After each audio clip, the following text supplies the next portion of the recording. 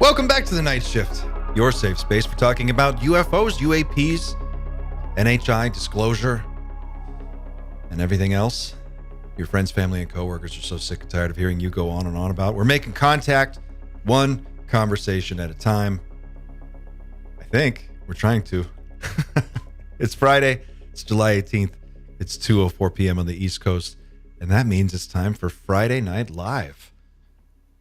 Shout out to everybody in our chat today. Great to see you. Geraldine's here. I see Adam's here. Coleo Watkins is here. The famous Cole Watkins. Chris Hovord's here. Chris, I believe, is in Canada. Are you still in Canada right now? He's traveling the world. He's still in Canada. Wow. And there was a lovely picture in the Discord mod chat earlier. Oh, is it in the made mod? Me cry. Aw.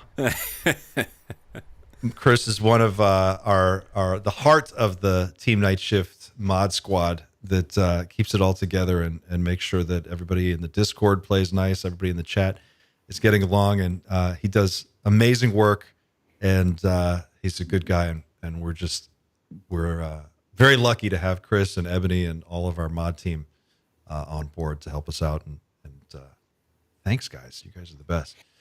And thank you guys for watching and joining us today. I see Ebony's here, Jeff Wheeler, Rain of Rain's here. Great to see all of you. It's kind of a crazy week.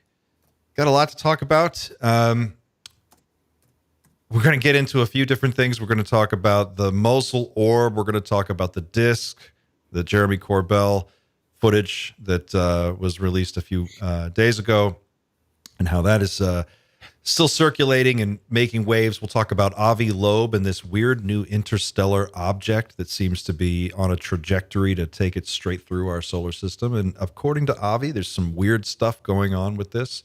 Some anomalies make it slightly unusual. And he wants to look at it more. So we'll talk about that. And before we get to all that, though, I just want to catch up with you, Xander. You've just crossed the 10,000 subscriber mark at the Dreamland Motel. Tell us what's going on over at Dreamland, man. Congratulations. Thank you very much. Yeah, crossed it a couple of days ago. Just gonna keep going, I guess. Thank you so much to everybody. We've been going for, this week is the 8th week, so we're 8 weeks in, 10k subs already. So obviously I wasn't expecting that. That's absolutely insane. So to celebrate, a lot of people have been asking me about merchandise. Obviously I'm not trying to turn on the money hose or anything. But myself and the glorious Cole Watkins have been working on something. And I can probably share this on screen now, actually. Just bear with me a second. So basically, I've set up a shop, and oh, I can't see any of my Chrome tabs. Sorry, give me 1 second. I know why.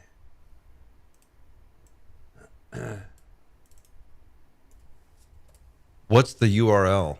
The URL is thedreamlandmotel.shop. .shop. And here it is. So, nice and simple. And, go and check out the designs. Buy something if you want to. Beautiful. Oh, that Honestly, whiskey glass is awesome. Cole is phenomenal as a designer. We have been testing this out over the last few weeks, all of the different products and everything. We're quite happy with all of them. So if you like something, pick it up. If you don't worry. Looks so good, man. Yeah, if you like the look of something, please go and pick it up. That would really help us out.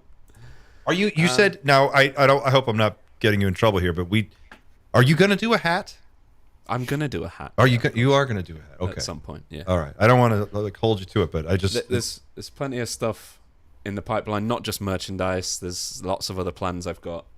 And yeah, well, tell me, it's so hard to deal with all of the stuff that I want to do, because I was expecting this to be a much slower burn. So I was expecting to have months to do this stuff, which I really haven't had. Well, tell me this. how for people who aren't subscribers yet, who don't know what it is that you're trying to do there, you're actually kind of creating a new niche in this space that nobody else is really doing. Can you talk about like what is different about Dreamland Motel? Like, what are you doing that separates your channel? Yeah, so I guess, and I'll try not to bore everyone for too long. But no, these are the people. Like, it's all us. You're not boring anybody. I think Pavel put it quite well, and we'll probably mention it again at some point when we get into like the Gary Nolan interview with Jordan Peterson. But reaching new audiences is quite an important thing. It's not necessarily the sole reason why I'm doing this, but it certainly helps expose this sort of material, the serious side of it, to a larger audience. So I guess what I'm doing differently is this is something you can put on when you just need to go to sleep, you need to relax, you need to do some work. It's there to be in the background, to be predominantly listened to, overwatched. And it's designed to...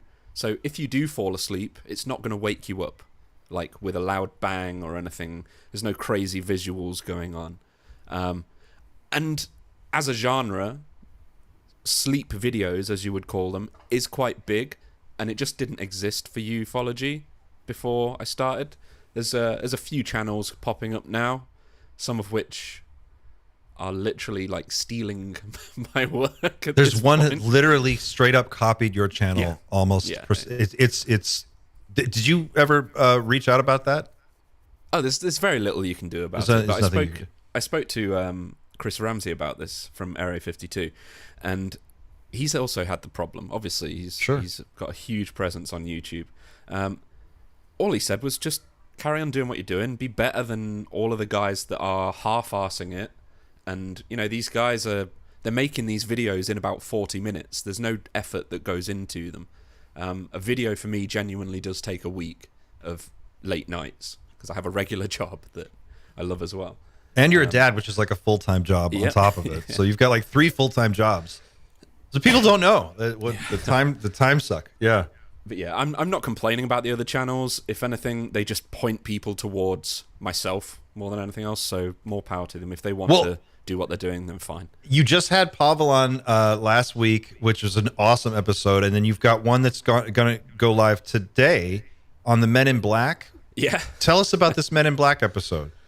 So yeah, I knew basically nothing about the Men in Black. Like, we've all heard that they're real, and obviously there's the films and things like that, but I didn't know where it started, I didn't know how it became popular, and so I explore those topics, like the origins of the Men in Black, and then I try and really explain what the various forms of the Men in Black are, because there's a huge high-strangeness part of Men in Black.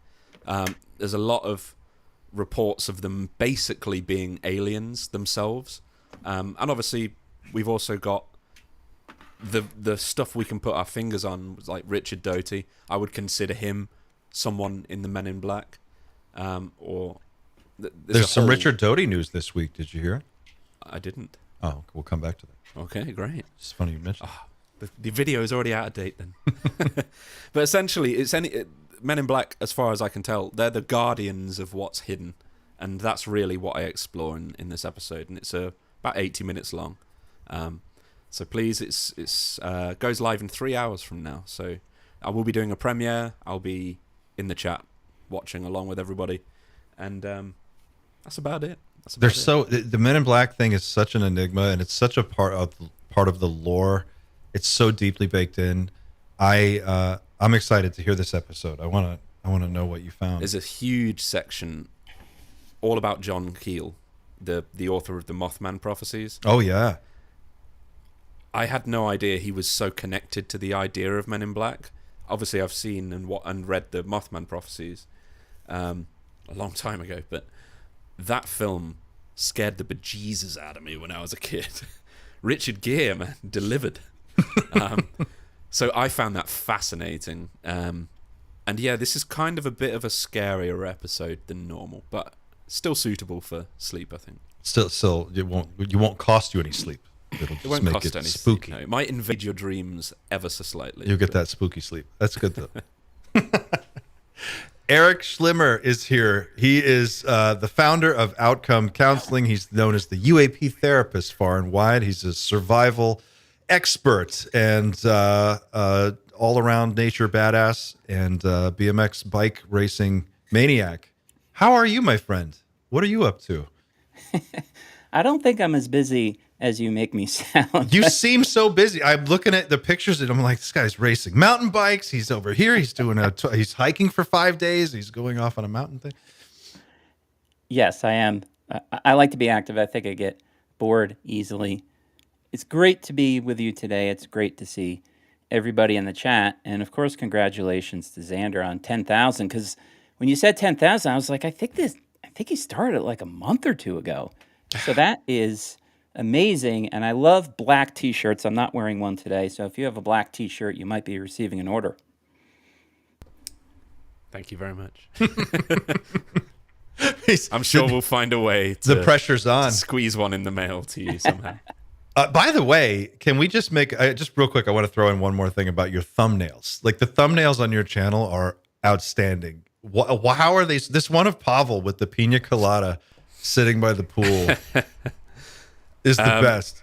So I have to give some postcard. mad props to Cole Watkins, your designer. He does all of he did the logo for the Dreamland Motel. He did all of the merchandise designs. He's also got plenty more on the way. We don't want to just flood everyone with like 50 different designs, but the guy has them like ready to go. The thumbnails for the actual like sleep videos, my regular Friday videos, Cole helps me with those. He does a lot of the designing and all of the art style, which is specific to Cole, and that's why I like working with him so much. The late checkout episodes, they're all me, baby. So Pavel's photo, that's me. That's trial and error for a long time. But yeah, a lot of people love that. That's so good. Well, guys, we have a lot to get into today, and I guess we can start anywhere, but geez, where would you like to begin? I mean, there's the Rick Doty Red Panda thing. Did you guys hear about this? There's the Ross Coulthard stuff. There's Gary Nolan. You were telling us, Erik, you watched the Gary Nolan interview with Jordan Peterson. I did. Walk us through that, because that just dropped. What was it all about, and what did you pull from it? Yeah. So if people aren't aware of who Jordan Peterson is, he's a clinical psychologist from Canada, morphed into more of a political commentator. Me being a therapist, I've learned a lot from Jordan Peterson's lectures. So I think this is a big deal that Peterson interviewed Nolan, because as far as popularity, just being well known, YouTube subscribers, followers on X, the only bigger name is Joe Rogan. So this is a major figure that has come out and finds this really important, the UAP matter. I had never heard him speak about this, at least at length, before. So he started with a bang and he interviewed Gary Nolan. This aired, I think, 25 hours ago. It's already got 400,000 views, which is great, because now we're going to get more people interested in this subject via an intelligent, cautious conversation. Nolan said some pretty interesting things. So he is absolutely convinced that UAPs and the phenomena are real. He knows that they have been on this planet way longer than humans have. And at one point, I don't remember if he said directly or implying, he said, these things have been here so long and we're so new, it's kind of not even our planet, which is pretty interesting in itself. Wow. Another thing he mentioned is that people from, I think he said the White House, but I'm not sure exactly what that means, have recently called him and told him to shut up. They don't want him talking anymore. And we were talking about this earlier before the stream began. I'm dying to know what specific thing he said or what he was about to say that caused somebody to tell him to shut up, because he's been very friendly with the government. He was hired as a contractor for the CIA. So this kind of turn of not liking Nolan, or at least not liking what he's saying, is really interesting.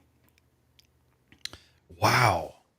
Someone called from the White House and told him to back off because he was getting too close, or he was talking about something that was too sensitive. Yes, and I believe the term he used was White House. I don't know if that's synonymous with government. I don't know if that's synonymous with Pentagon. Wow. But it was certainly somebody from the government. There are people very displeased. And so when people get pissed at what you're saying, there's probably a lot of truth in it. Yeah, it sounds like it. Well, Xander, do you have this clip? I think you said you found the clip of... Yeah, I have him just telling 8.5 million subscribers of Peterson's that we are not alone. Let me... Again, I have this set up in the wrong... Well, what did you say earlier, Erik? You said between Jordan Peterson, Joe Rogan, Lex Friedman, and Sam Harris? Right. So there are a couple big names now very interested in this. You have Jordan Peterson, Sean Ryan, Lex Friedman, and Joe Rogan. Between the four of them, just on YouTube, they have 40 million subscribers. Wow. Those are big numbers. 40 million. And that's just one platform. Unbelievable. One platform. Mm-hmm. Yeah, it really does go to show the reach now of an individual podcast is just so far. And if that many people are having this conversation, then it's kind of hard to make the argument that it's not mainstream. Right? Like, how can you really say that anymore? You know? Yeah. To close up here, I think it would be useful for you to let us know, if you would, what the hell you think is going on.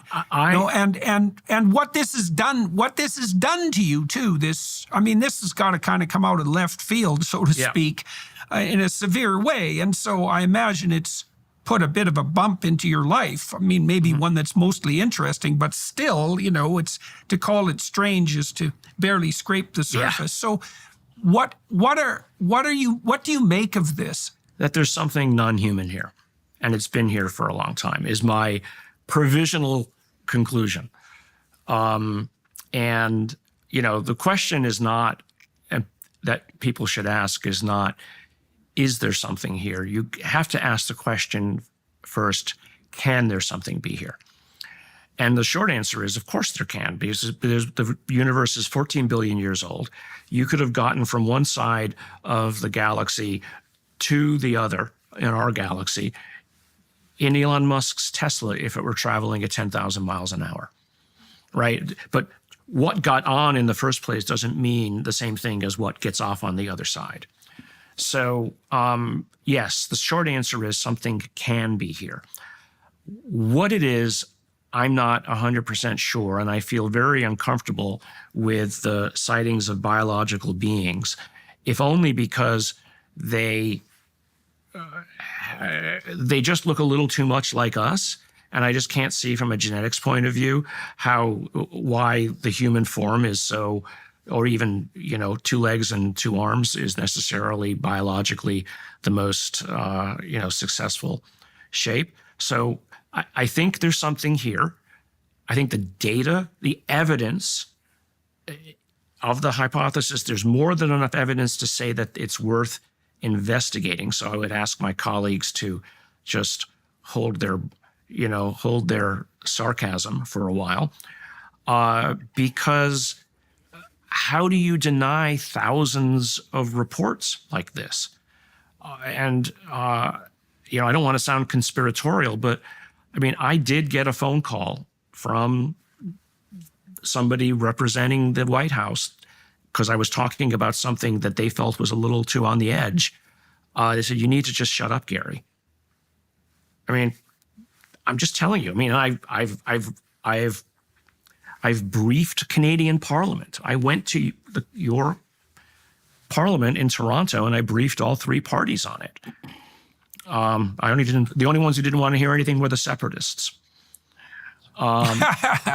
So interestingly, but no, I spent 2 days there on that. And we've briefed the European Parliament as well on it, and they're aware of what some of their own military are talking about. So that I conclude that there's definitely something here. But I think the more interesting conclusion is if something is here, it's likely been here longer than humans have even been civilized. So it really opens the question, and actually it's something that I think Charles Fort actually said, is, Earth is probably somebody else's property. Hell of a place to end. Wow. Why do you end there? Like, Jordan, ask a follow-up. But yeah. Whoa. What do you guys think? That's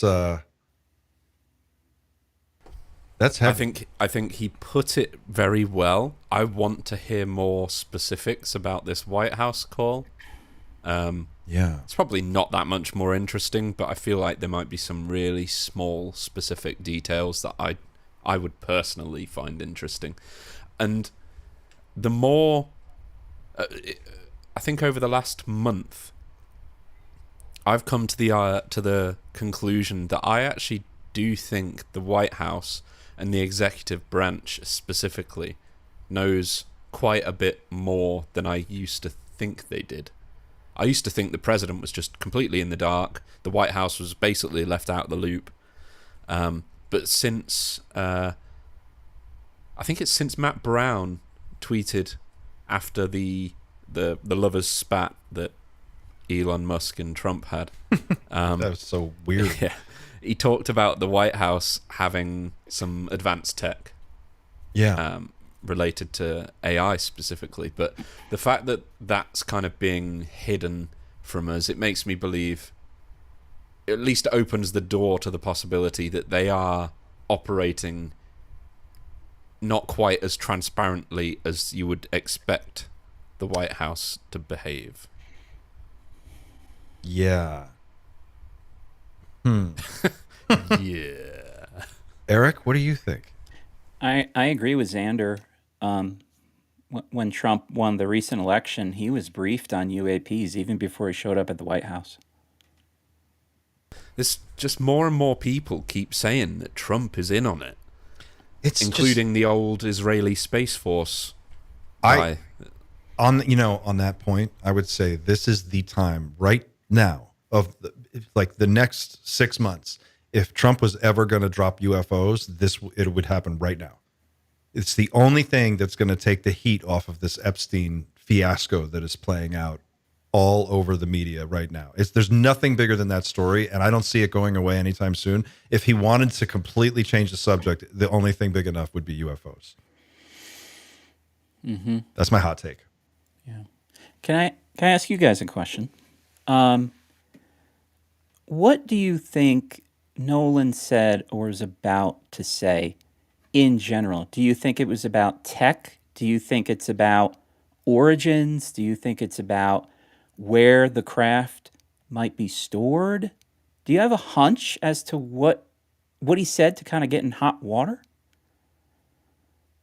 The only thing I remember hearing Nolan say that I found really, I didn't expect to hear him say it, was that he said with confidence, he said the intelligence community, he's like, he said that the biologics, that the Greys are some kind of a biological android.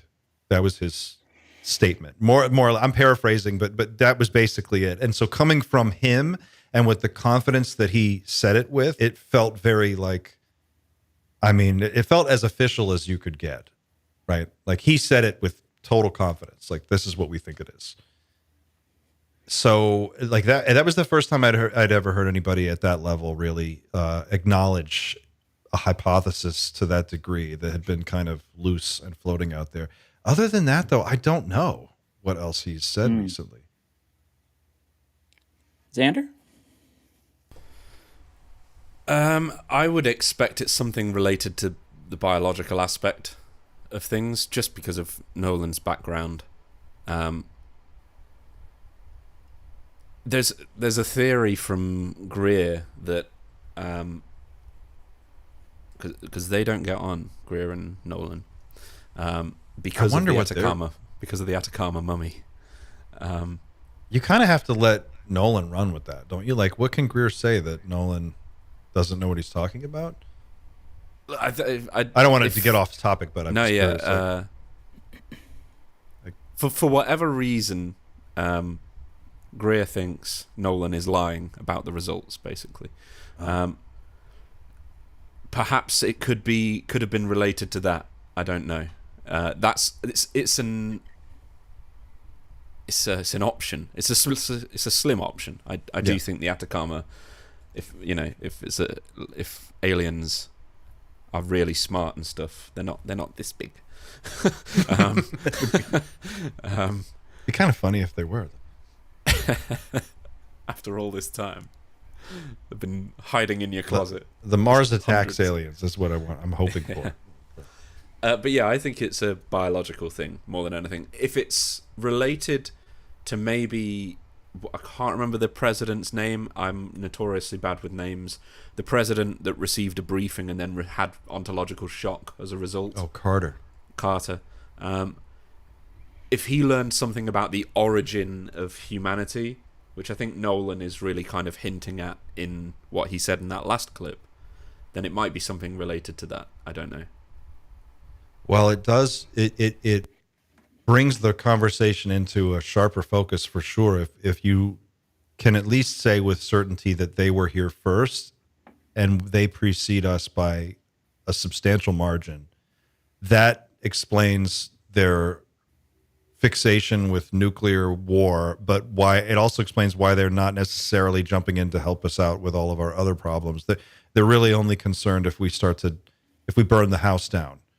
That's their real concern because they're here. But otherwise, they seem to be staying mostly out of sight. That would be really interesting. I wonder if that's what it was. If that's what put the heat on, If between those podcasters we're talking about 44, 50 million, however many subscribers on just one platform, and then you expand out to other platforms and you start thinking about the combined reach of all of it. Is it fair to say that we've gotten past the stigma and this is now a mainstream topic of open discussion? Yeah, I would call it mainstream, and I don't know if we're going to watch a clip later because it has to do with the disc navigating through the clouds. I thought it was an NBC program. They did a bang-up job. They did? No X-Files music, no snickering, no little green men. I think the media has finally figured out you're not going to get viewers by ridiculing a large percentage of America and telling them they're nuts. I thought they did a great job, and I think others are following suit. I saw a clip on CNN that was okay. It wasn't like over the top in any way, or it just was about a 2-minute clip, but they covered it. And you're saying it was NBC did the other one? NBC. Yeah, they were talking about the disc in the clouds with Corbell. With Corbell. And Corbell was in rare form. He was pissed. Not at NBC, but he's like, this is so clear now. We really need some answers. Like, all of us know this is real. What the hell is the government doing? He was quite firm in that interview. Not hostile to the interviewer, but the secrecy. He's completely done. I think that's where most of us are, right? I mean, what is it?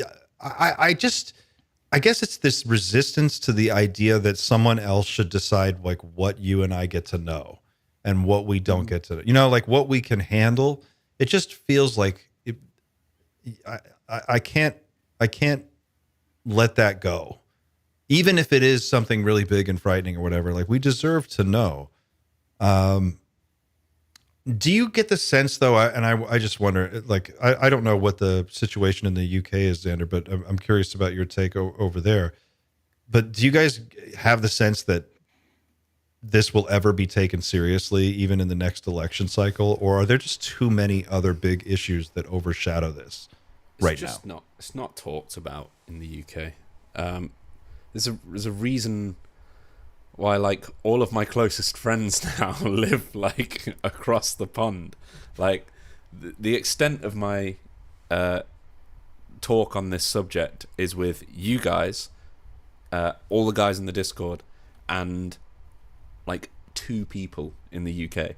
And really, it's only, like, a passing interest that they have. People in the UK at the moment, there's a lot going on for us, like...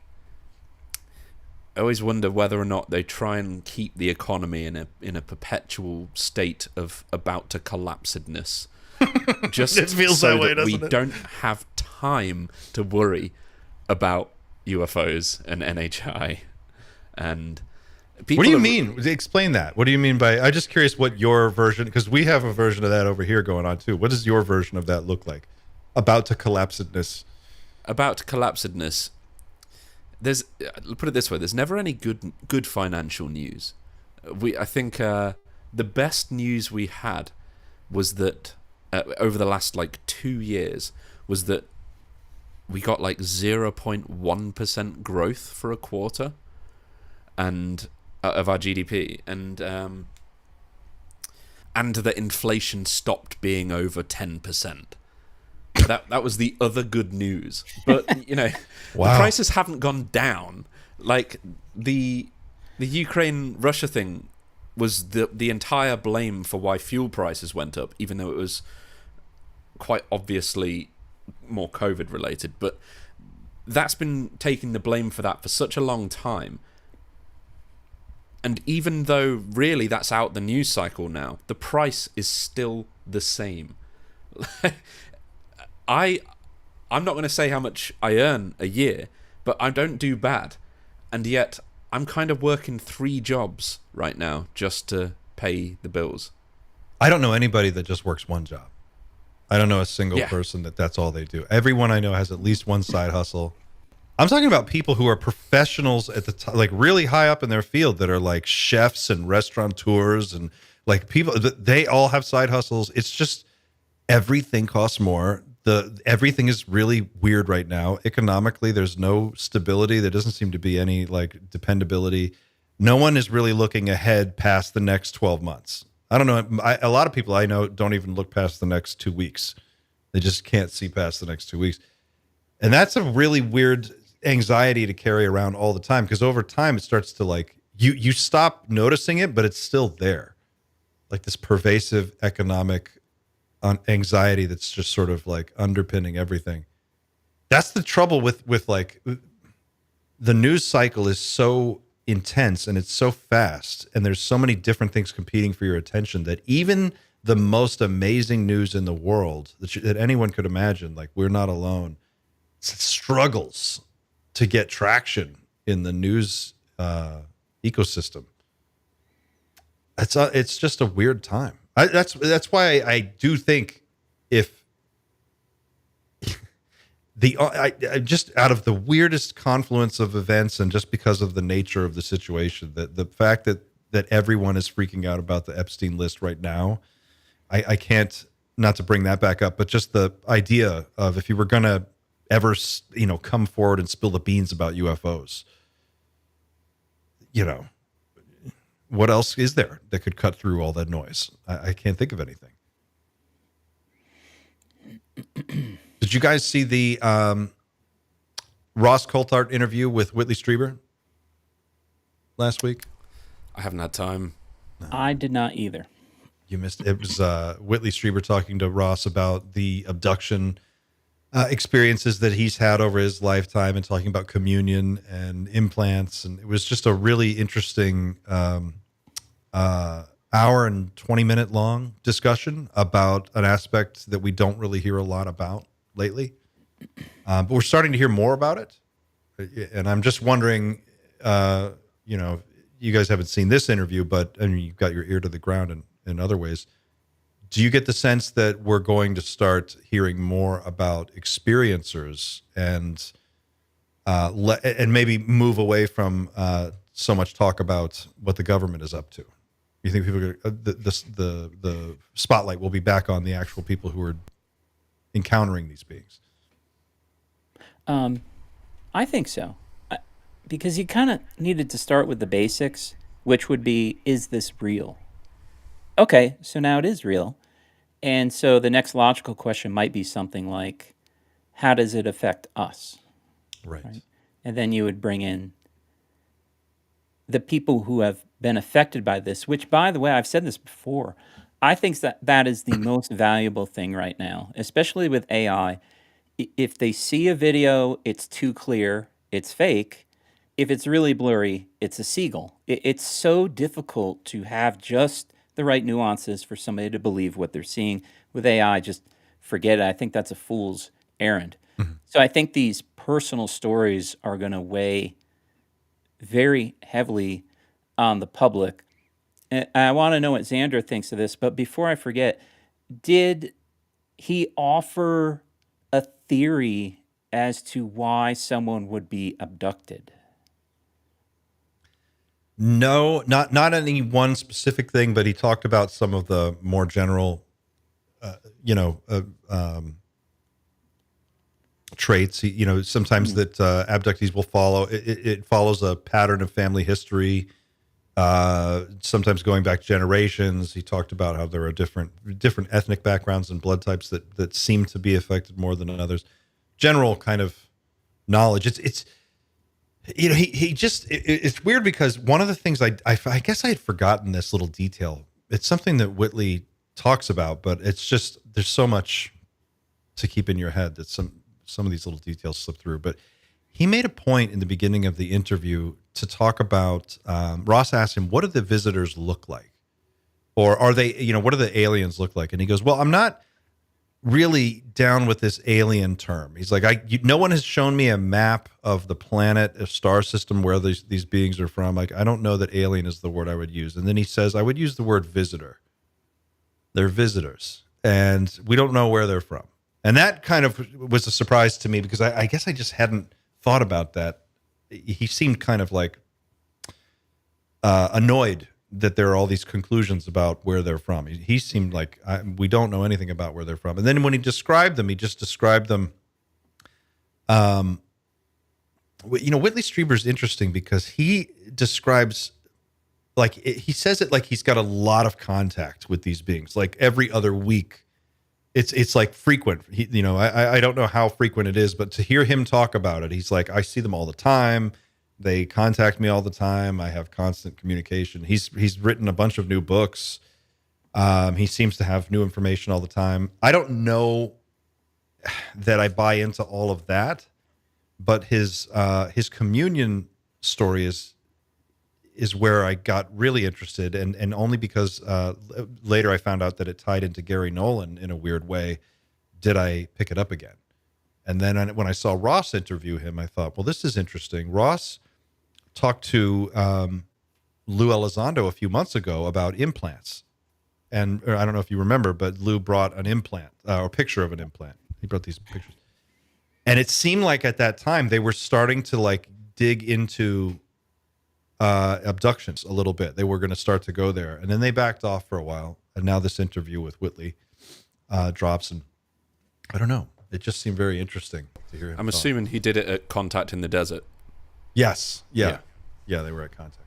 So I pull Whitley, potentially ignorantly so, into a category of people who are unapologetically off the deep end, so to speak. They just know what the reality of the situation is, and they don't bother letting you in gently to what they believe to be true. They just straight up say, yeah, I was talking to like Zordon from planet whatever last week, and I've met a few people like that, and I always wonder, like, are they all just mad, or are they just know at this point? Because like I put Dan Burrish in that category. He's just knows. Greer to some extent just knows, as does Chris Bledsoe. He just knows. So I struggle. I can't get on board and sit until I see evidence. It's interesting, and I will always listen to them. But I don't know how to get past that initial barrier of embracing the idea that these people are just in constant communication with entities that have, and they give them names, things like that, and they're alien sounding names. It's like what I would call an alien if I was writing a script. I could pull this. It's worth pulling up a few minutes of this interview and just watching like 2 minutes of Whitley talk, just to drive the point that you're making home. He describes a scenario where he's got like lots of continuing contacts with these beings, but the information he provides is always like extraordinarily vague. It's like, well, what do they want? And his answer will be something, it's like a riddle. He's like, well, what don't they want? What do you mean, what do they want? You know, what do they want with you? What do they want with us? Or what do they want? You know, it's like it's all dancing around. Now, contrast that with someone like, and we can watch a clip of him talk like this for a little bit, and it's you'll see what I mean. I'm doing a horrible job of it right now, but then you watch Dan Burrish's interview, and I always go back to Dan Burrish. It's very boring, but detail rich, procedural. You know, what size the helmet was, the glasses prescription and the glass, you know, of the helmet, you know, the suit, how did it hook into the wall? He knows all this stuff, you know, where the door is, where the table was, like things that you would know. If I think to the stuff that Whitley Strieber describes, if I lived through an experience as vivid as the one he describes in Communion, I would be able to tell you what it smelled like. I would tell you what it sounded like. I would know what the texture. I would remember those details. And a lot of that stuff seems to just slip through. And I don't know. For someone that's as good of a writer as he is, I feel like we're missing a lot of detail that should be there. Does that make sense? The other aspect that I really want someone to answer is if they are in constant communication with whoever it is, whatever it is, why has nobody said what the thing is properly? There's always like we're calling them NHI now. Like non-human intelligence isn't specific enough for me. We used to call them aliens. So are they aliens? Like Whitley Strieber, are they aliens? He would probably say yes. And yet there are others who would say, yeah, kind of. And they claim to be in contact as well. And it's... Somebody just say something about like what this is that you're talking to. Well, listen to this. Like here, because he does kind of go there. I'll give you the link here if you want to, or I can share it. I've got the Chrome tab open here. Let me just do this, and then you guys can see this.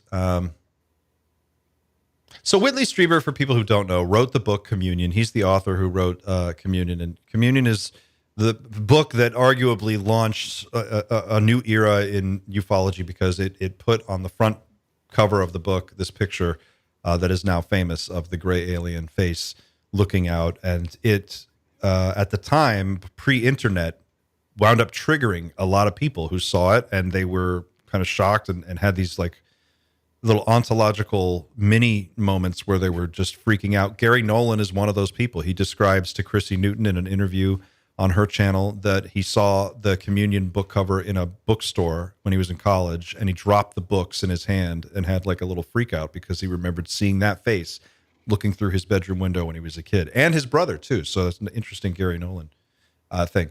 So Whitley is talking to Ross here, and we're about 3 minutes into this interview, and he's going to start talking about the visitors here. And I'll just before we do that, somebody said in the chat that the Dreamland Motel.shop store wasn't working. I basically did the equivalent of opening my shop without flipping the sign from closed to open. It's now flipped, so now the shop works. It should have a real sign. Yeah. So now the shop should work. But if it doesn't, just message me or whatever. Here, check this out. Here it is. Or extraterrestrials. Now, Whitley, welcome to Reality Check. Thanks.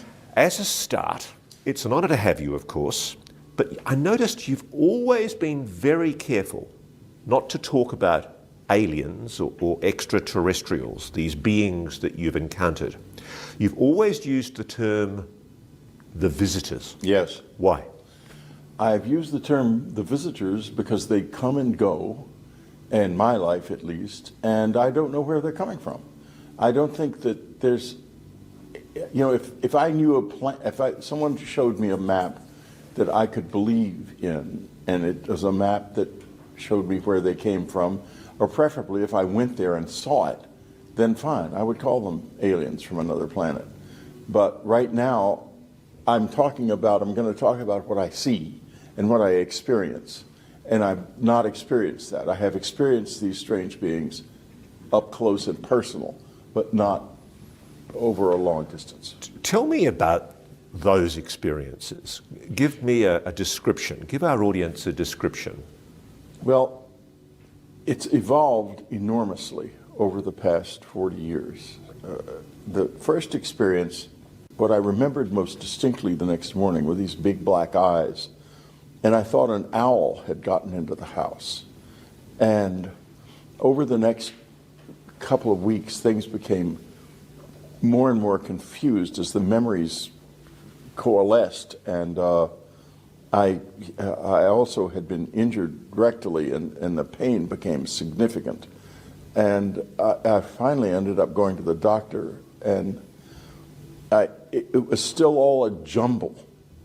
And I couldn't tell whether I had some kind of hallucination or what had happened to me, but the physical injuries kept me from assuming that it was all in my head. I'll pause here. I'm going to skip to another clip later in this interview. He goes into the whole rectal probe thing, and they like spend 10 minutes on that. It's, for anyone who doesn't know, that whole anal probe thing was because of Whitley. That whole that was a claim that he made in his book, that he had tests performed, and one of them was a rectal probe, and then they dragged him through the media for like 15 years. Trey Parker and Matt Stone got hold of it. And they ran with it, and that was the end of that. Or just the beginning, depending on how you look at it. Okay, he goes on and talks about Jake Barber here at 51:48. So let's skip ahead here. Something they wanted, and they knew that we wouldn't want to give it to them, and so they took it anyway, basically. I was really struck. I was listening to you a few weeks ago, and you came out and you said, when Jake Barber was describing his experience with what he described as a feminine divine, when he had that moment of contact with whatever the being was inside the egg craft that he was flying, you were skeptical that it was kind, that it was a feminine divine. Yes. You seem to be implying that it's perhaps malevolent or deceitful. Well, I have had experience with some of their weapons, and they can project fear, and they can project other emotions, like we would flash a flashlight.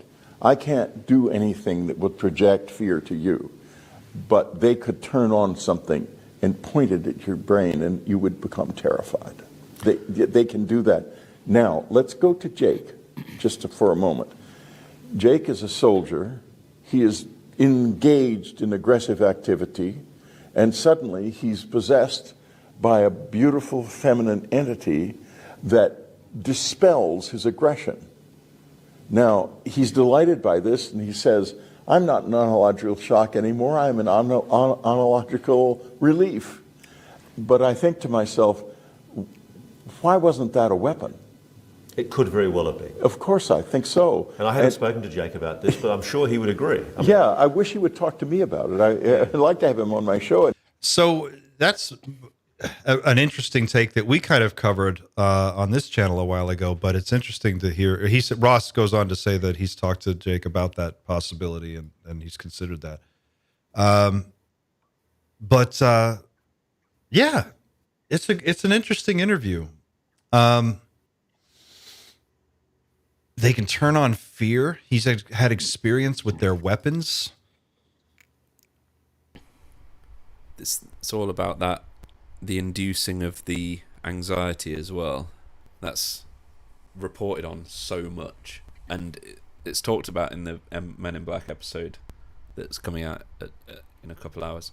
There's a certain level of certain people have called it sort of like a persuasion technique, where they're influencing you. They're not controlling you. They're influencing how you feel to make you or to lean you in certain directions.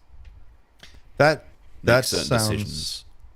that sounds consistent with what I've read forever. Like, people will get what they talk about, just getting this. Well, Erik, you said you had something like this, right? You had your experience, didn't you?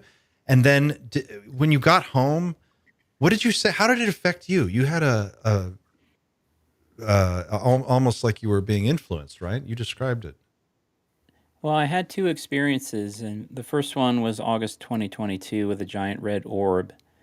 But then my girlfriend and I had an experience last Christmas. Which one are you wondering about? Well, I think the first experience, you were out. You said you were out on a hike, and you were on a peak, and you saw this light in the evening as you were going down for the night, and then you saw it again when you got back home. Was that the first? That was the first sighting. Yeah, very close. That was August 2022 in the mountains here, and my campsite was visited, and therefore I was visited by a giant red orb. I think it's the same thing that Chris Bledsoe saw. And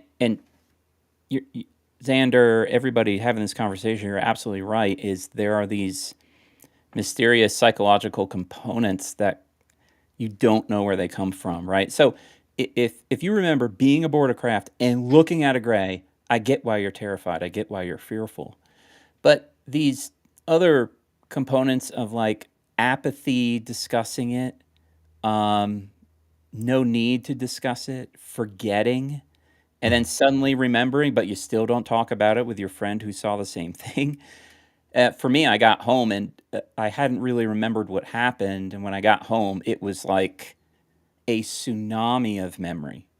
I could see everything crystal clear. And as I like to say, memory knew no bounds. And I became very scared. I was experiencing what in our field we call acute stress disorder, just short-term PTSD. But just as weird is on day 5, a sudden calm came about me, and I was appreciative of the experience. I've tried to distill this. I'm stumped. Did you feel like you were having your reaction, your natural reactions were being blocked or dampened, and then that was removed, and then all of a sudden you got this like rush of all these memories coming back? Or was it something else? How would you describe what that felt like?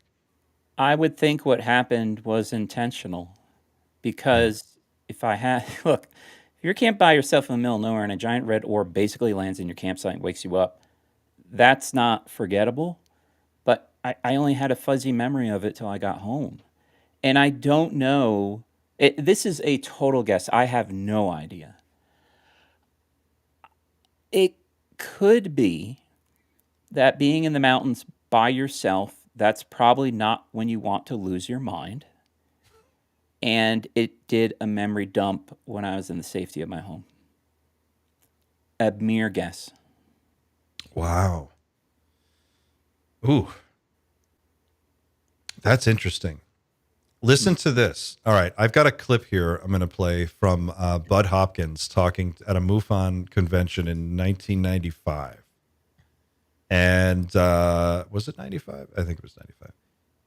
And he's here. He's actually presenting with John Mack at this. So the two of them are there together. Listen to what Bud Hopkins has to say in this this short clip. Evidence, which I don't want to go into at this point. Now, what do we know about the UFO experience in terms of the reliability of what the aliens say?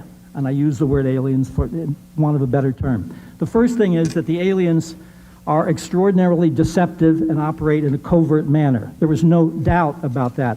There was no possible way that anyone who's looked into this phenomenon can say anything to the contrary of that, simply because we have a whole history of what we have to call screen memories, when the UFO occupants make us see things that are not there in order to hide the way they actually appear. The way the memory of the experience very, very often has been stolen from us, which is not only an act of theft, it's an act of deception, and it can't possibly really be defended so far as I'm concerned. Now, there are all kinds of wonderful stories to illustrate this sort of control that they can have over our perceptions. I was working with a woman once who was recalling an experience. She's on the table inside a ship. There's a physical examination taking place. It's extremely painful, demeaning, and so forth, and she is not only enraged and furious, but she's scared to death, and she's undergoing pain. And the head alien, as we know from these accounts, often happens, walks over, puts his hand across her forehead, and she said the pain disappeared. She felt waves of the most profound love she has ever felt in her life. She said she would sacrifice her own children for the love that she felt for this being. It was just beyond anything she had ever known. No pain, no anger, and total love. He walked away from her, took his hand away, of course. The pain came back. She began to get angry again. She was hurting again. She was furious again. And he came back and he put his hand on her head, and she would have again sacrificed her children for that love. Now, that kind of manipulation is, of course, something that's part and parcel with the alien means of operating.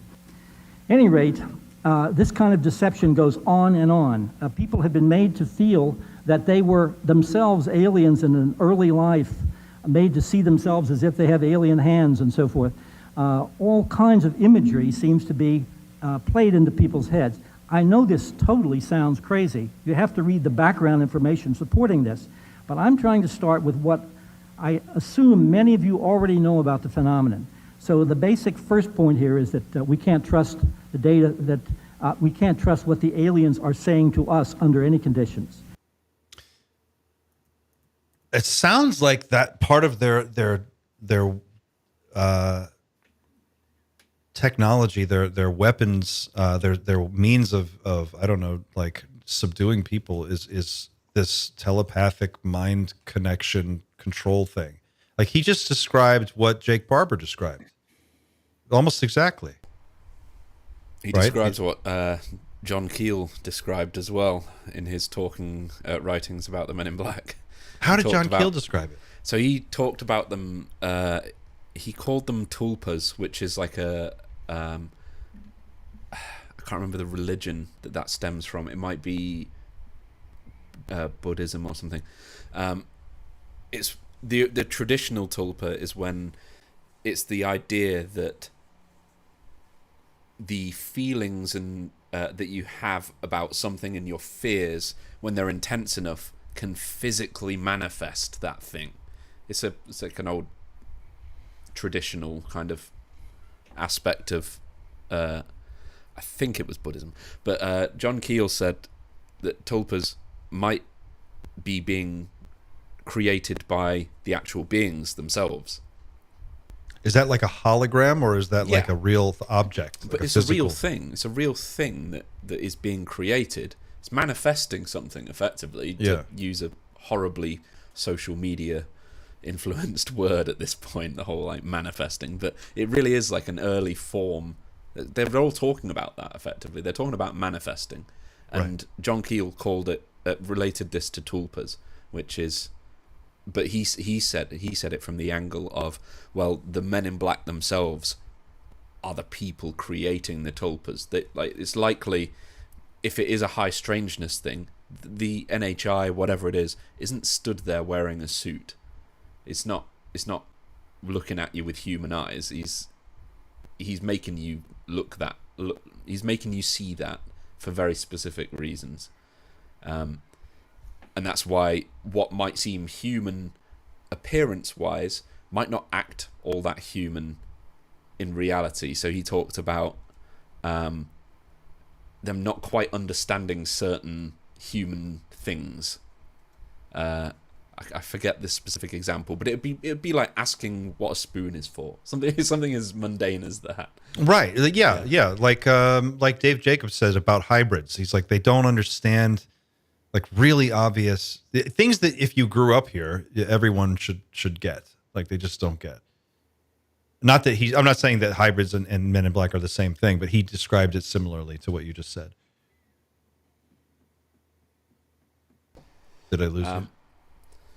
So yeah, effectively, that's like the high strangeness aspect of the Men in Black. So it's strange that this has come up tonight because I haven't pushed the conversation in this way at all. But it seems every week, whatever we talk about ends up connecting in some strange way to something else that I've learnt that week in a very odd, connective way. Maybe that's just because this field is so vast. I don't know. And everything's connected with everything else, I guess. Have you guys ever seen that footage of supposedly, there's a few clips out there of what are considered like the real Men in Black.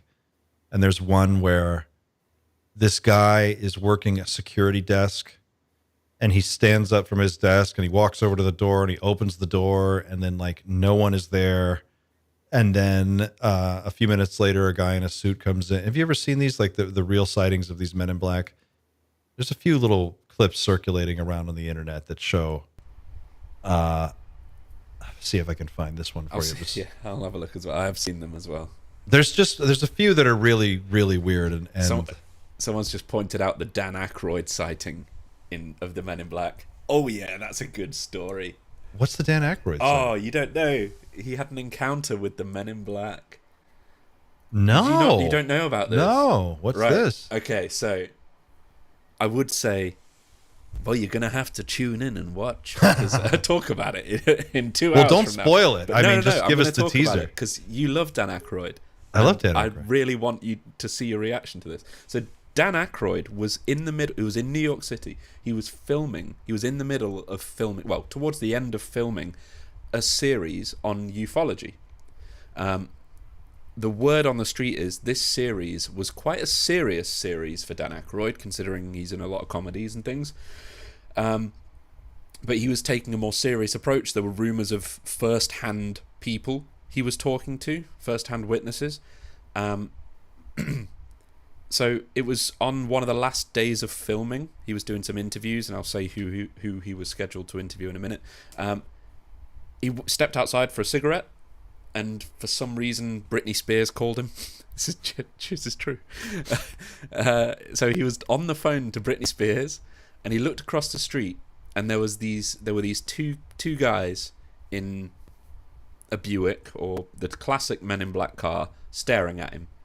And he noticed them staring, so he stared back. And one of them got out the car and just stood there looking at him in a horribly ominous way, is how Dan describes it. So Dan turned around for like 1 second, I guess finished his phone call, put his phone in his pocket. I don't know. People turn around, whatever. He turned back around, had to stare at them again. They were completely gone. Car, guys, all gone. That same day, his series was cancelled. It was Really? never shown.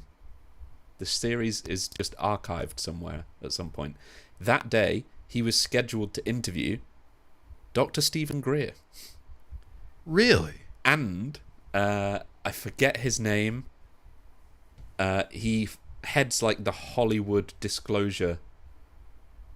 I'm awful with names. Stephen Bassett. Oh, Stephen Bassett. Okay, yeah, he's the lobbyist guy. So his series was cancelled that day, cited as like creative differences. Apparently, the studio wanted something a bit more funny. Wow. Crazy, right? Wow. That's weird.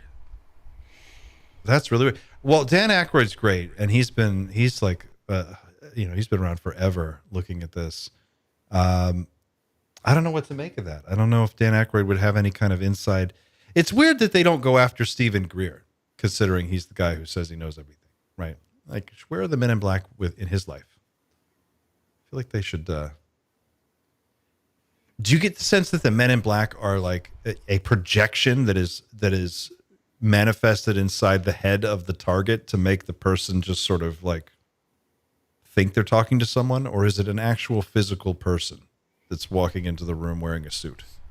I think it's lots of different things. Richard Doty exists, and I believe he fits the category of somebody you would say is part of the Men in Black. They are Richard Doty, really? Why? How do you arrive at that? Like, what do you mean? Because I define the Men in Black are the people that, for whatever reason, need to take measures to stop the truth coming out. It could be for their own reason, if it was some sort of, as we've talked about for the last half an hour, if it was an entity that wants to remain hidden, as Strieber said, then that would be for their own reasons. Richard Doty said that he did what he did to Paul Benowitz because of national security.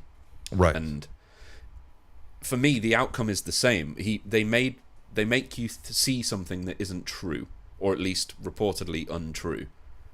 And in Paul Benowitz's case, he was institutionalized, which... Right. Well, wasn't the story with Benowitz that he already was suffering from some mental health issues? He was, and then that was exacerbated by what was going on? He was certainly heavily interested in ufology. Okay. His company was opposite a military base. So he had a keen interest in, classified projects and things like that. There were reports that he'd seen certain things on the base. He was listening into radio chatter and things like that, picking up what he thought were like strange signals. Mm-hmm. He may have interpreted them as alien. I don't know. As far as him being unstable, I don't see any evidence for that. The guy led a pretty normal life. He still ran a business and had a wife and things like that. So maybe. But he did commit suicide at one point, right? Like that was the end of the story. No, he didn't commit suicide. No, he was institutionalized and was never quite the same. I'm pretty sure he didn't commit suicide. I try not to go into death and things in the stories that I tell. I know that like Richard Doty's one of those people who is like this weird figure that some people he seems to have answers for everything. He's got an answer for every question, but he's known for this Benowitz thing and for being a misinfo or a disinfo agent. And it's like, well, how does this guy still participate in the UFO community? He does conferences. He's out there talking to people. I mean, like, can we trust anything he has to say? Is he a good source for information? Is he a bad source for information? There was a whole thing on Twitter with him and Red Panda Koala. Have you been following? You haven't followed this, have you? No. He's like, well, he quit. I think he quit Twitter. I think that was the thing. And he posted this big thing the other day, and he was like, "I'm out. I don't want to be on Twitter anymore. The UFO community is crazy." If you look up his ex handle, is this Doty or Red Panda? I'm talking about Doty, but Okay. he talks about Red Panda. Like, there's something going on with Red Panda and Doty that I can't quite figure out. It's been going on for a while, and I'm just now catching up to it, which is why I'm late to the party here. But it says here, Ashton Forbes, this was May 13th. Let's see, that's Lou Elizondo. Okay, so here we go. Let's see if I can share my screen with you guys. You can see. So Red Panda Koala, May 15th says, last night on A Space, I told a story. This is quote. I told a story about Lou Elizondo asking me to work for Space Force within the counterintelligence office. I declined his offer. So this is Red Panda Koala posting a tweet from Richard Doty. And in that tweet, Doty says that Lou Elizondo asked him to work at Space Force within the counterintelligence office. I declined his offer. At no time did I make a statement that Lou wanted me to work as a disinfo agent for Space Force against the public. That is a complete lie. Those who posted that video and those who made that AI of me are now blocked by me. I will not tolerate any untruths told about me. I've received over 200 emails from people asking about my statement. I told this same story on the Thomas Fessler show nothing changed. Yeah, so apparently that's been going on for some time now. May 13th. I was offered a job by Space Force to work with Lou Elizondo, spreading disinformation. I don't know if this is all true or what this is. You know, I'm just now catching up with all this stuff, but.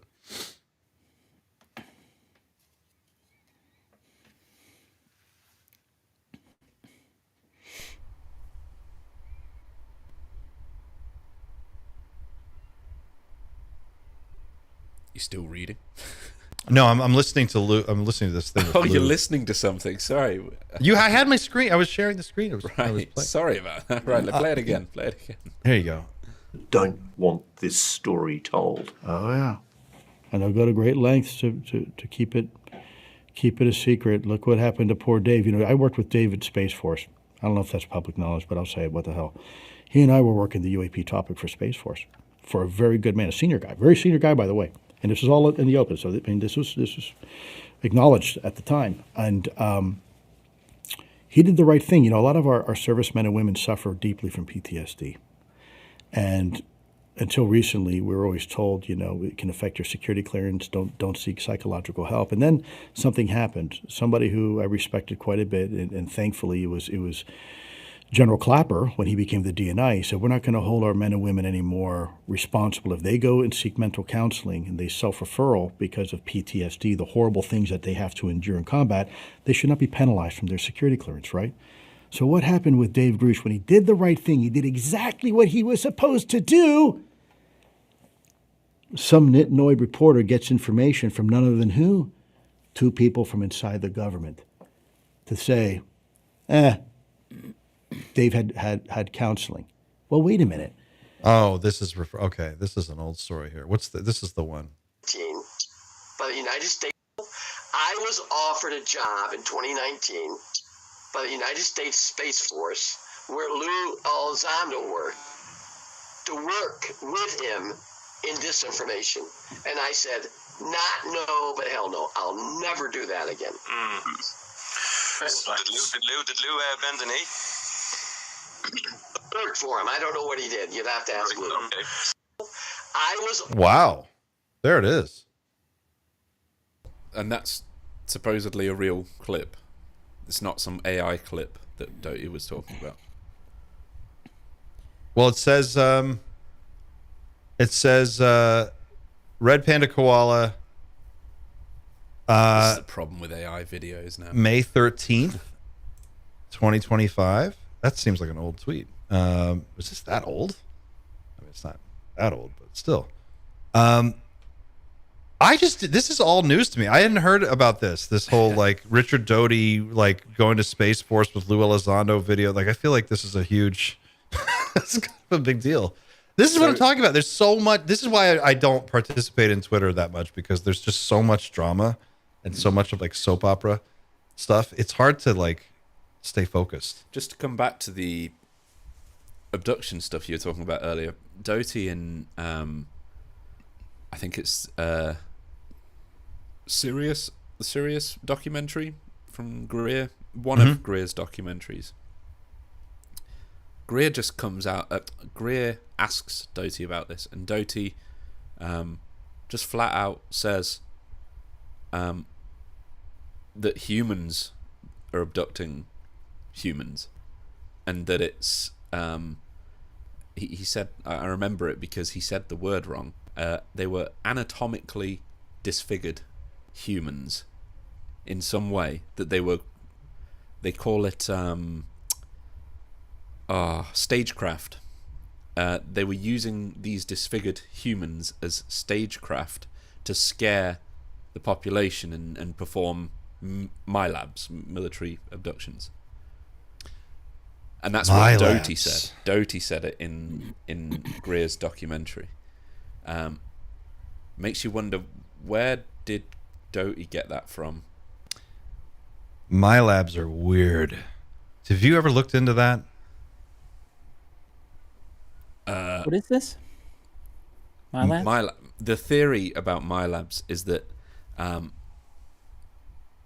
not a small portion of abductions that take place are actually conducted by us on our own population to spark fear, to keep the culture of fear surrounding UFOs going. I find that hard to believe personally. I think it'd be way easier to scare people than to actually physically kidnap them. But that's the idea behind it. Greer, well, Doty said that there. Greer has also talked about the idea that was it the UN? I think it was the UN was about to do a big announcement related to UFOs and aliens and things like that. But then the Secretary General of the UN, something, I think it might be Javier de Cuellar or something like that. You can look his name up. You can look it up. He was allegedly abducted out of a moving vehicle. And that Greer knew that this was a military operation, not NHI. And it was done so that they wouldn't make the announcement. And apparently that's exactly what happened. It was done. They chose not to make the announcement because everyone was basically just too scared at that point. Clinton's involved in that. Some prince from Liechtenstein is involved in that. Wow. Wow. Oh, we got Dan in the chat. Dan Cleary. Hey, Dan. Well, I mean, the MyLab stuff that I've heard about is like MK Ultra weird. It's like that. It's like the people who claim that they have been abducted by aliens, the stagecraft aspect of it is like, imagine you're drugged with like Rufalin, and then right about the time you black out and start to like, come to a little later, that's when you are, brought into who did this? Mission Impossible. They capture one of the bad guys. I forget which Mission Impossible movie this is, and they convince him that he almost died, but he woke up in a hospital room and he's been saved. And they're showing something on the news, and he reacts to it. And then they pull the set away, and he's actually in a interrogation, like in a studio, but it was all fake, and it was just to trick him. Same thing with MyLabs, right? Like they would come in and take a person, and then through like, there was a paper that I read a while ago that said that they would use all kinds of weird mind control techniques on these people. It was very, very like MK Ultra-esque. And costumes and, set design and like a Hollywood movie set. But the people were drugged, so they thought it was like this real experience. And then they would return them home, and these people would be scarred. That reportedly happened to some of the witnesses to the Rendlesham Forest incident as well. Is that right? Yeah, because Rendlesham is a huge mess of stories at this point. Like pretty much everyone says something different, and that could either be because of this whole tulpa thing. Like this can make you see different things. You can literally enter a different reality based on what the entity wants you to see. But there are also reports that more than one of the witnesses was fed sodium pentothal, which in certain doses makes you highly suggestible, as in it just forces you to be hypnotized, and they can plant memories in you at that point. And as I think Bob Lazar said, he was drugged as well at one point. Did he say that? I think he said he was made to drink a strange liquid. Weird. I don't remember the exact detail about it. I wish I had it to hand, because I've seen a video of him talking about it. Oh, that's strange. I wonder what it was. But that's what I mean. Like, I think that seems relatively, you just bring them into a room. If they're in the military, you call them in for an interview, make them drink or give them an injection or something. And then you've got them for 3 hours. You can do what you will to scare the living daylights out of them into doing whatever you want them to do. I don't think they need to build a craft, fill it with disfigured humans, and physically take you out of your bed at night.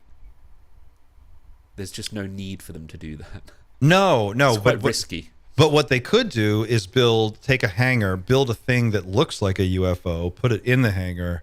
You know what I mean? Like they could have a set, they could have all kinds of things that look strange enough that if you were drugged and you didn't know any better, you could be convinced that you were on board some craft.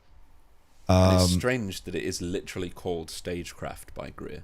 The details of how they do this isn't really gone into by Greer. Perhaps they aren't literally flying ARVs outside people's homes. Maybe they are just breaking into your house, drugging you, taking you somewhere. Maybe that's the case.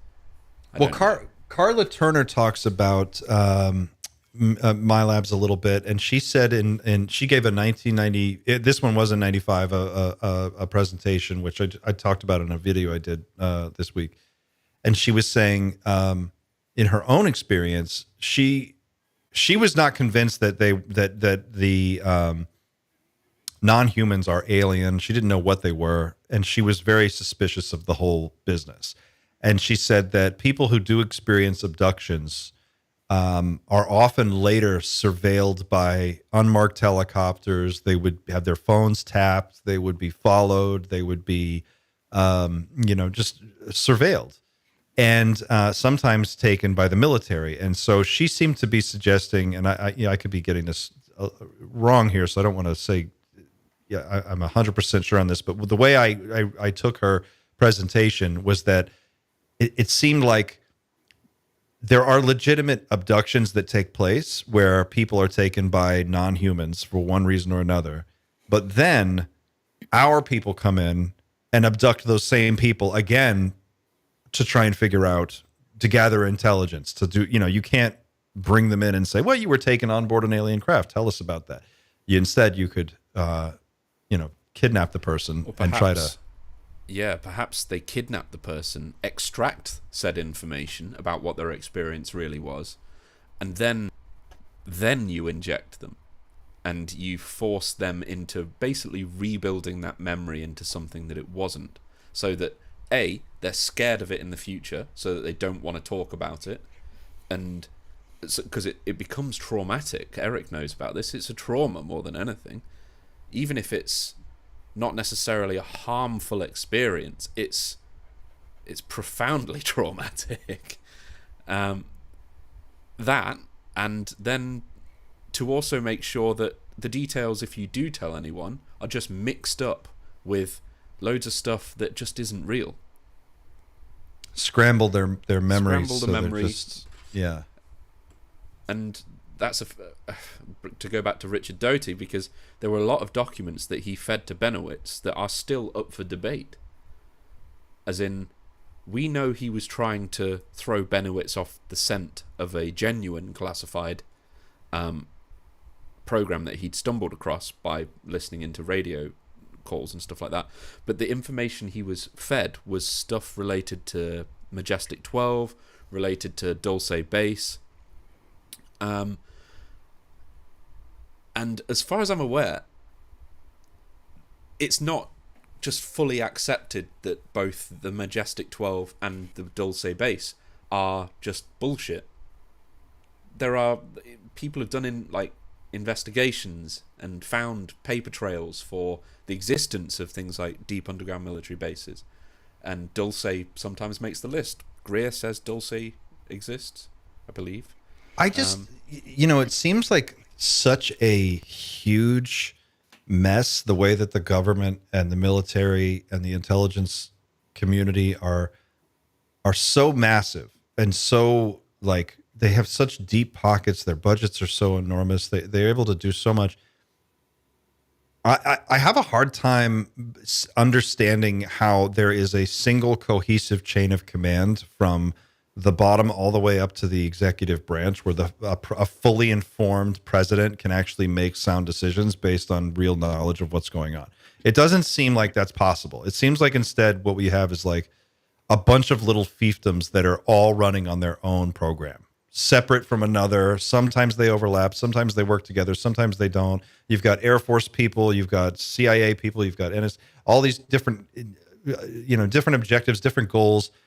Aliens and UFOs are in there somewhere. It's a part of it, but it's not the only part of it. So there's this idea that there's one program that's going to explain it all if we can uncover what it is, I feel like that's less and less likely the more we go on, and it's more like there's hundreds of programs and they're all doing different stuff.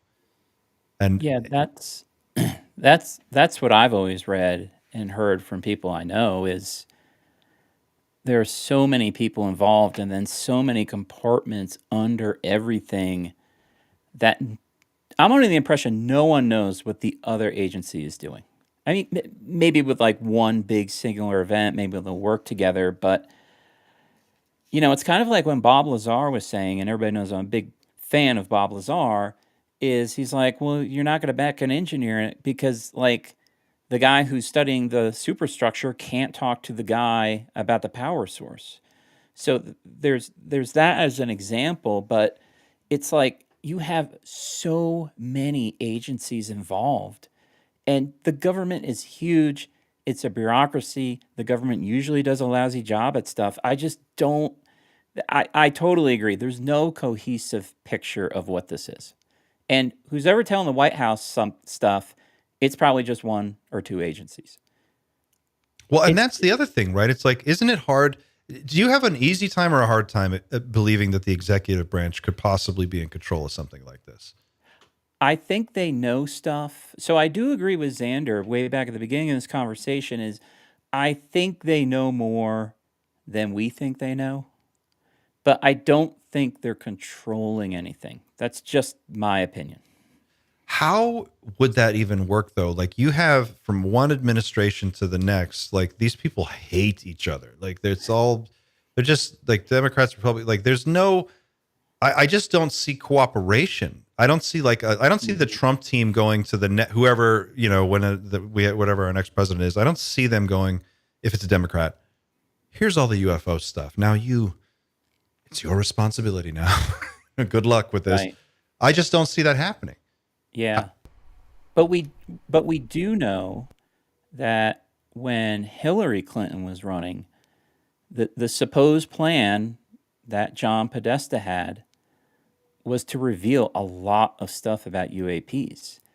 And therefore we can reasonably conclude he knew stuff. Yeah. And he's working next to a presidential candidate. He might have been her campaign manager, and I think he worked for the government in the past. But apparently he knew stuff, and he was closely associated with the executive branch. And Trump has been briefed. We know that. But it's like the executive branch every 4 years, unless you win 2 consecutive terms, it's just different people. How do you have continuity of a program through multiple successive?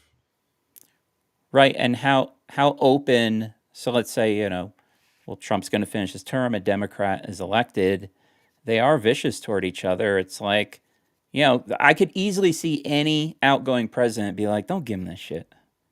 Right. I hate them. It's different now. It used to be, it was just all a bunch of boring politicians doing boring politics and like everybody lived their lives. But it's a full-time job to just hate the other team now all the time. And that's all they do. And it's like you're watching this just play out every day and you're thinking like, I don't know. When I hear stuff like, well, it's the executive branch and they're behind the whole program, I just don't see how it could be that organized. Mm-hmm. They can't. No. Yeah, it's just they can't get anything done. Even, it doesn't matter who it is. It's Biden, Trump, whatever. It's always such a shit show. I'm trying to look at this from 80,000 feet where the tic-tac was.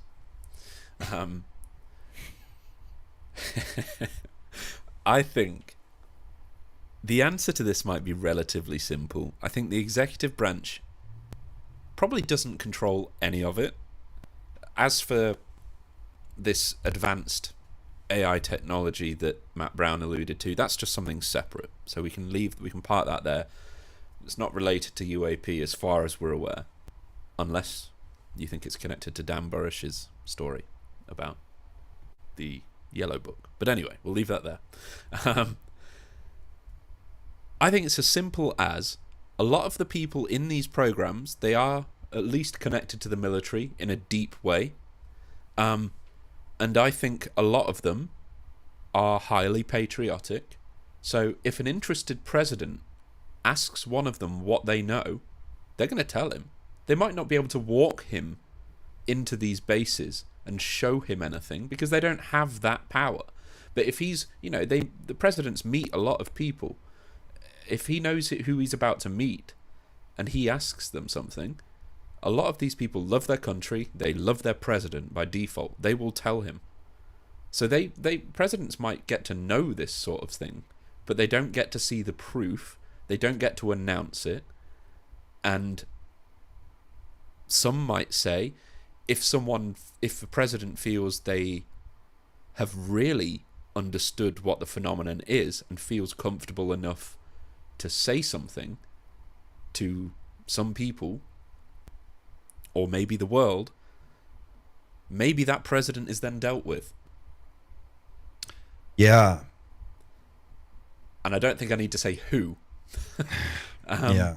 But that's the way. I think it's really simple. I think it is. The president meets a lot of people. Some of these people are probably in the programs. If he finds that out and he has an interest in UAP, they're going to tell him. But it seems they love their president. Yes, and it seems to me that it would be an unelected group of people that can be in power in this behind the scenes for decades. Like, that's who you need behind this. You need an MJ-12 kind of a thing, because you can't let like the Joe Biden's team come in and like take over the UFO project and then hand it over to the Trump team and hope that these rocket scientists can figure it out, and then they hand it over to whoever comes next. Like, come on. There's no way. But if it were something else and the president was kept out of the loop until they absolutely needed to make a decision on something, then maybe I could see that. But I think the specific need to know as well is the fact that if this stuff is being flown around in our atmosphere, and the government the people that are in control of the big button aren't made aware that something anomalous is there, then they could well assume that it's something that could cause a very big problem nuclear-wise. So it might, if that hasn't already happened, that could have happened. Yeah, for sure.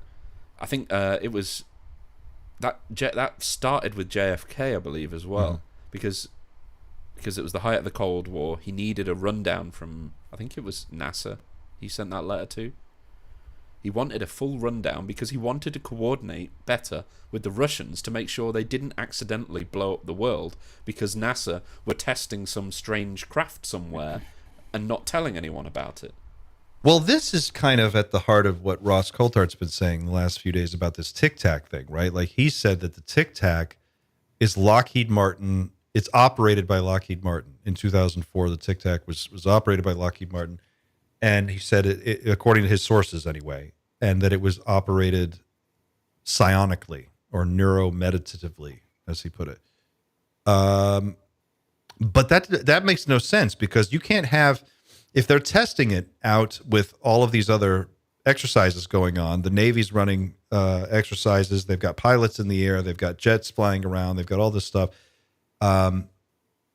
And then here comes Lockheed, they're testing this craft. It just doesn't seem like that.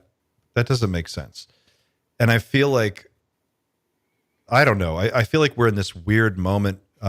If we ever were in a moment where we had more information, it doesn't feel like it. You know what I mean? Like Gary Nolan saying that they're here, they've been here for a really long time. The Earth probably isn't, is their property or something along those lines. It's cool. It's like cool to hear him say that, but I don't feel like we haven't learned anything new. Like, what have we learned in the last 10 years that's really new information? Have we learned anything? I don't think much. That's truly like fresh. Yeah, I mean, that there are certain theories that have emerged, like the interdimensional theory, but yeah, I that's a really good question. Yeah, I've been studying this stuff for about 6 years now, and I can't, like things have been said, but I don't think there's been any factual revelations. It makes you wonder if there's any one group that truly has the full picture, or as much of a full, complete picture as is possible, right? Or are, because when you get answers out of these people, it's also piecemeal. It's like, well, yeah, we have a ship, or maybe we have some biologics, or we think they're from the ocean, or they might be from another dimension, or, who knows? And they throw up their hands and they're, but, I have a hard time believing that after 75 plus years of like unlimited money, that there's no one group that seems to have any answers about any of this stuff. I guess if it's kind of similar to what if I don't have a dog, but what if I gave my dog $100? 10 years time, that $100 is probably going to be eaten, and he will have nothing to show for it because he's just not smart enough. He doesn't know what to do with it. It's meaningless to him. It doesn't make any sense to him. Maybe that's the case. Like these people have information, but they don't know what to do with it. Yeah, I mean, I they feel don't like know how to tell us. do you believe that they don't know how? Does anyone really think that, like, if you actually had the information, is there information that you can imagine that is indigestible? I don't think there is. What could there possibly be? Yeah, and that's a running theory as well.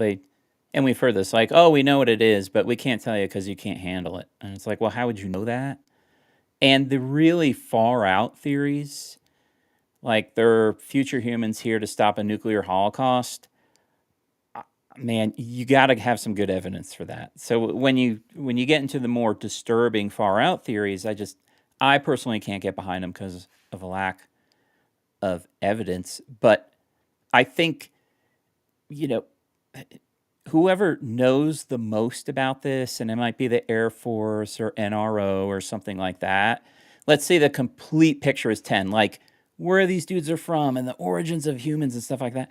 If all knowing is 100, I think they're around 8. Like it's just so crazily complex. It's like consciousness and abductions, and maybe they're from the future. And I don't think any one agency knows a lot of the whole picture. What do you guys think?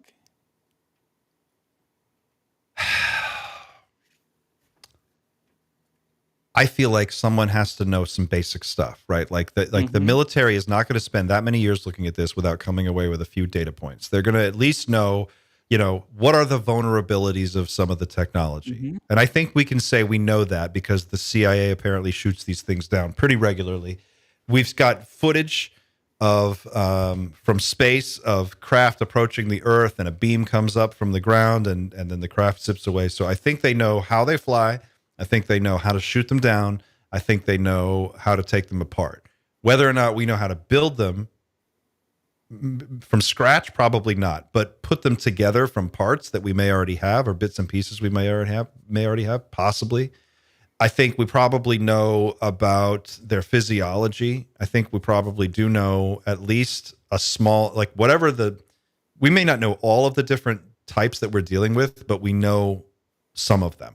I think there's probably a few, and I don't know if it's what Erik Davis was saying. There's like 5 or 6, or maybe it's 2 or 3, maybe it's 100. I don't know, but I feel like these answers are out there, and I think that like to your point, Erik, I think like the woo stuff and the really far out theories, I think a lot of that is put out there to dilute the discussion and keep it like out of focus and just sort of like weak and all over the place.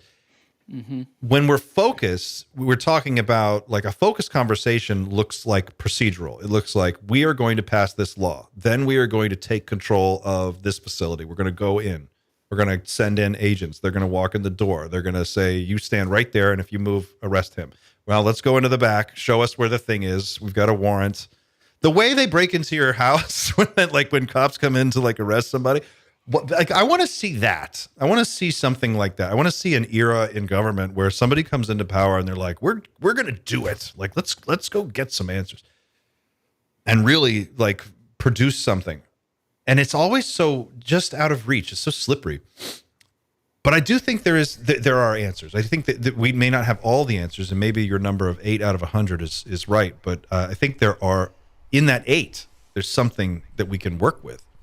Perhaps they know, and this might tie a little bit into what could be ontologically shocking for a lot of people, and this also comes back to the whole spirit mimicry and tulpas and them seeing what they want you to see, kind of thing. What if they don't know how they do this, they don't know how it works, but the result is the same? And what if that result is you're not necessarily really in control of your own mind? That would probably be, at least for a lot of people, quite concerning. People can be scared of nuclear war, but you can see it coming on the horizon, kind of thing.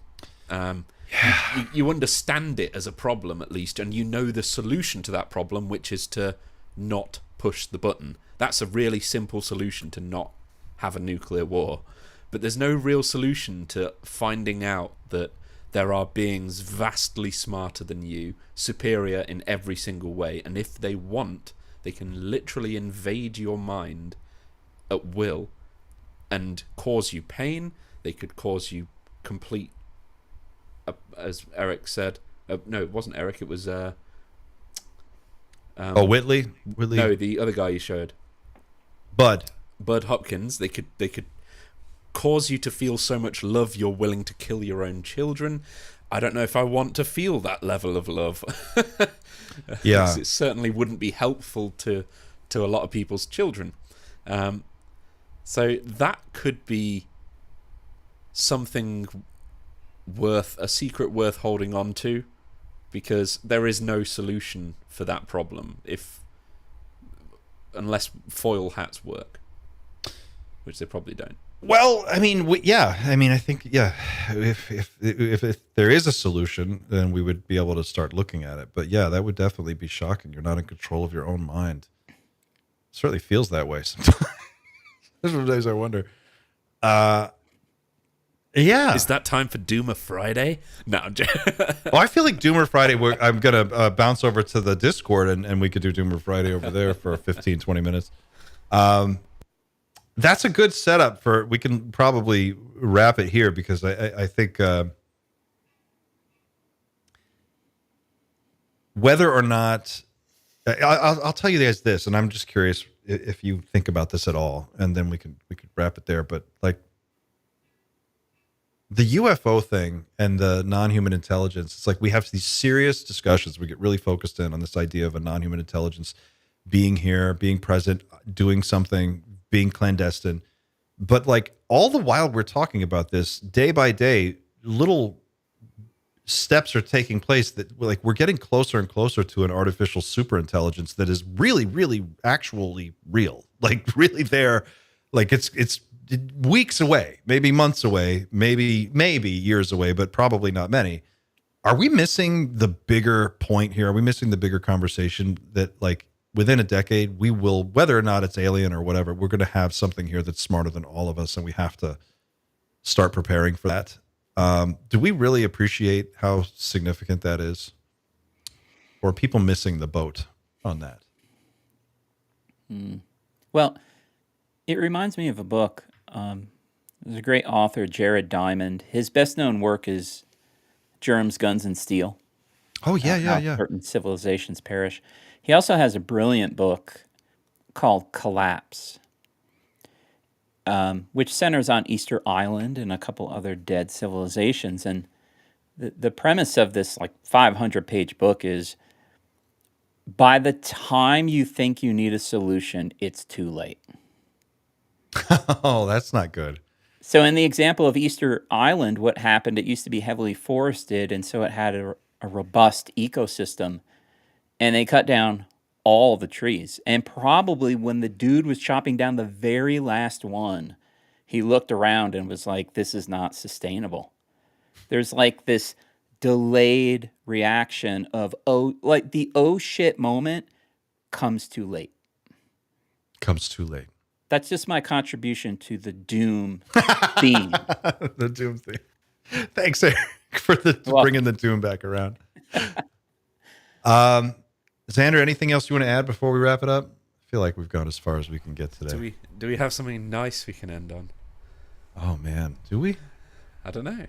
Well, is it? You've got a show that's launching in 2 hours, right, or an hour and a half? Yeah, an hour and 10. An hour and 10 minutes. So I showed a comment earlier, and again, it's so strange that before this week, I hadn't thought about this film in years, but I showed the comment on screen.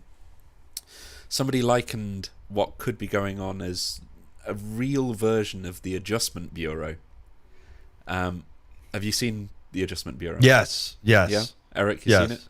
I have not. No, it's based on a short story from Philip K. Dick, who I talk about in about an hour's time. And then I go on to talk about the Adjustment Bureau in the episode. And it's basically, these guys are, they basically all powerful. And they come in to make, when you don't even know you're about to go off course. And they will come in, effectively pause you, do what they need to do to your mind to make you change it. And then they'll resume again. And you can you'll carry on going on the path that was effectively designed for you to be on. And the whole film is about that. They kind of allude to it being God in the film, is the big man, the controller of it all, he's the writer of the plan, basically. But all of these men in black, coincidentally in the film, they're wearing suits. Some of them are quite Men in Black-esque. They've got the hats. The hats actually are an important part of their power, which is strange. But they are effectively a Men in Black. They are there to keep you contained within the place you're supposed to be. And if you go off course, they will show up. Possibly before, because there's reports of people having encounters with Men in Black having never encountered UAP or anything like that. And the idea, I guess, is that you might not even know you're about to go off course. You're about to have a profound experience that you shouldn't have or you're not ready for. So they'll come in and they'll shove you back in line, basically. That sounds like... I thought it was strange that, again, somebody just mentioned it in the comments. I don't think anybody's ever said Adjustment Bureau in the comments before. We've been doing this almost a year together. There's a movie called Dark City that came out years and years, like 30 years ago. And I remember it had, who was in it? William Hurt was in it, and Kiefer Sutherland and a few other people. But it was similar. It was a similar, like there was, reality is like a Truman Show thing. And there's these people behind the scenes that change everything. It's such a weird concept. That's kind of lightened it a little bit. They're at least they're trying to adjust us for good reason. Did you guys are you either of you into Stranger Things? Have you watched Stranger Things? I just watched the trailer. Oh, you just watched it? I haven't watched it yet. Yeah. Oh, I was gonna end on that. You'll see it on the trailer, but the last episode. What are you doing on New Year's Eve?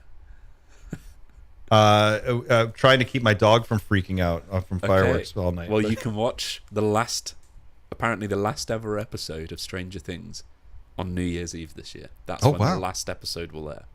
Wow. Crazy. Awesome. Hey, man. That's something to look forward to. Yeah. I said that to my wife earlier, and we were like, okay, well, that's the plan sorted. Yeah, I know what I'm doing. So boring, but still so good. Okay, guys, let's wrap it there. I think that's it for now. I'm going to go over to the Discord for a little bit and hang out in the after party room. If you guys want to join us over there, you're welcome to. You can go to our Discord server link. Ebony and Chris are throwing it up in the chat. You can click there and come join us. And if you're already on our Discord, feel free to drop in and we'll talk some more for a little bit. And then we'll ease into the weekend. Thanks for watching, guys. I'll see you next week. And if I don't see you then, I'll see you on the Discord server in about 10 minutes here. So keep looking up, everybody.